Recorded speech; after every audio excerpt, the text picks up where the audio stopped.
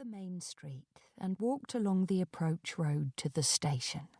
There was a little shop here with a dog tied up outside it, a staffy, eyes fixed on the door.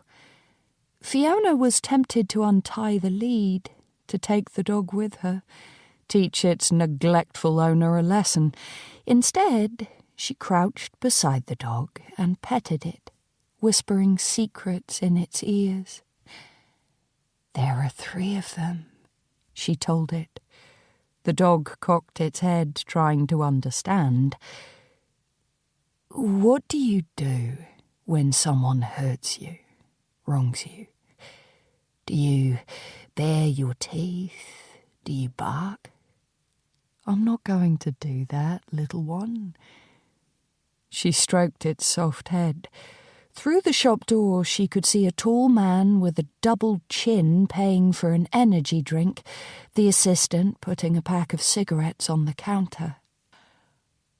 "I'm not going to bark, little one. I'm not going to let them know I'm coming. Do you know what I'm going to do?" The dog's tail wagged back and forth, but it looked unsure. She imagined the thoughts in its boxy little head. Who was this human? Why did she seem different to other people it knew? Why was she special? Better? She leaned closer, feeling its warm and meaty breath on her face.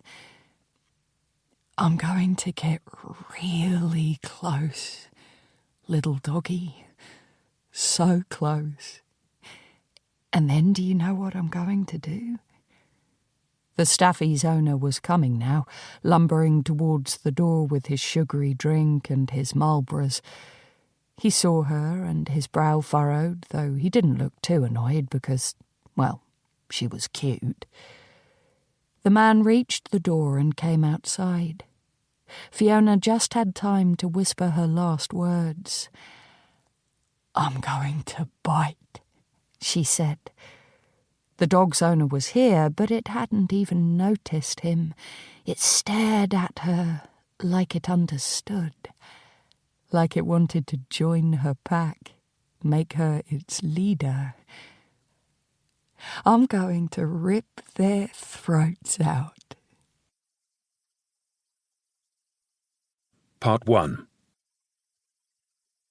Part 1. 1. July 2023.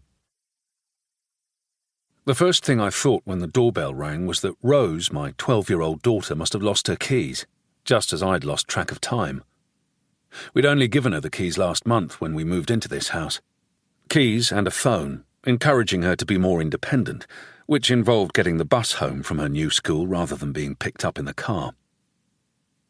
Could it really be 4 o'clock already? I'd taken the day off to sort out my home office, and if Emma got home and found it in this state, she would know I'd allowed myself to get distracted. So predictable, she would say. But it was just too easy to get sidetracked when sorting out my vinyl collection.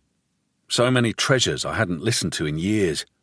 Records I'd forgotten I had, like the one spinning on the turntable now. A surprisingly rare copy of The Cure's Blood Flowers, which was much better than I remembered. The doorbell rang again, and I hurried downstairs. Through the frosted glass, I could see that the caller was not Rose. It was a woman. My heart skipped.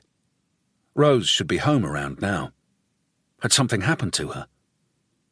An entire scenario played out in fast motion.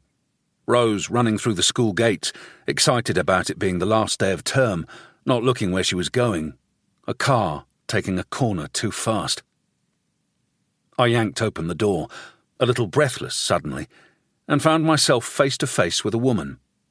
She was tall, about 5'10", blonde hair, late 30s I guessed, 6 or 7 years younger than me. Undeniably attractive, with a smattering of freckles across her nose, and large hazel eyes.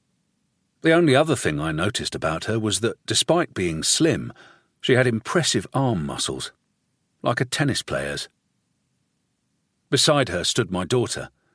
I couldn't read Rose's expression, which was something that was happening more frequently these days. When she was little, I'd always known exactly. Para seguir escuchando este audiolibro gratuitamente, haz clic en el enlace de la descripción y podrás escucharlo completo sin coste gracias a la prueba de 30 días de Audible.